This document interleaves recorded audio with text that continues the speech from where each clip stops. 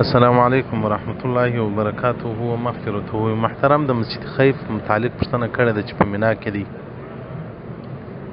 وایي دا له وخته دا مسجد ستا او که زموږ نبی سیدنا محمد صلی الله علیه وسلم د هغه په وخت کې دا مسجد جوړ شو. نه محترمه دا مسجد له وخته ستا.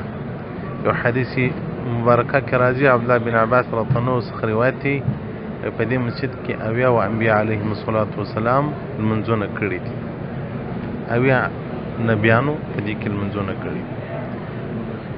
او دغه رنګه یو بل روایت امام هیثمي په مجمع زوائد جلد 3 صفحه 293 کې ذکر کړی دی.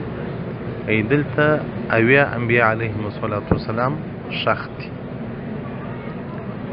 دا مسجد مخکې تر دغه چې زموږ دین راځي یا زموږ نبی راځي دغه مسجد وجود درلود دی. دغه مسجد بعضی و ابراهیم خلیل الرحمن علیه السلام ته نسبت کوي چې دا د هغه مسجد، خو بعضې علما وایي دا خبره اصل نه لري چې دا د ابراهیم علیه السلام مسجد و، بلکې دومره ویلی سو چې انبیا علیهم الصلاة والسلام په دې کې لمنځونه کړي دي او رسول الله صلی الله علیه وسلم په دې کې لمونځ کړی دی او په دې کې د اویا انبیا علیهم الصلاة والسلام مبارکانو هغه حج دی.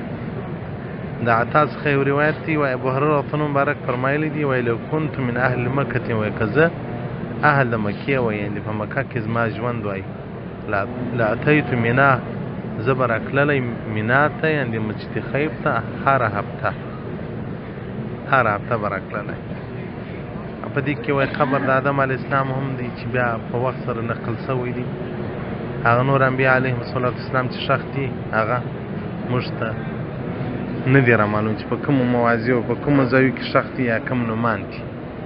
په روایت کې راځي د رسول الله صلی الله علیه وسلم څخه چې اویا انبیا علیهم السلام دلته ښخ دي.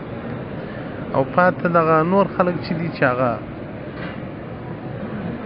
موږ تاسو له مذهب څخه جلا دي، ځان ته خپله پیروي لري لکه د سلفیانو دغه هغه بیا دا نه مني، هغه مطلق دا خبره نه مني چې دلته د نبي ښخ وي یا دلته انبیا علیهم الصلاة والسلام لمونځ کړي.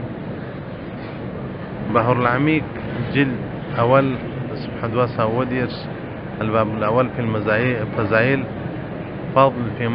فاضل مسجد الخیف دې ته پوره وضاحت ورکړی دی.